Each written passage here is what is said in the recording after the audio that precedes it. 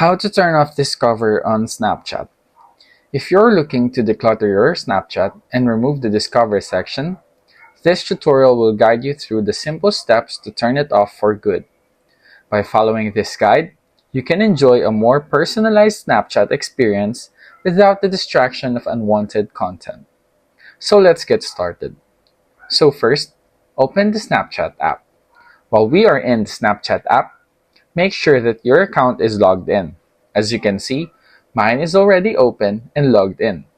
If your account is logged in, tap the people icon at the bottom of the screen beside the camera icon.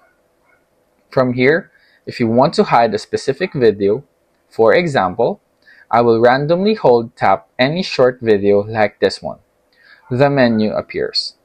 Just tap the name of the page like this one. It will hide a specific short video. If you want to hide all the videos from the page, for example, I will hold tap some random short video, the menu appears. Just tap the page like mine, as you can see on the screen. While you are on the page you want to hide, just tap the three dots at the top right of the screen. The menu appears. Just tap Hide this content to hide the content of this page. The notification appears. Just tap the Yes button to confirm.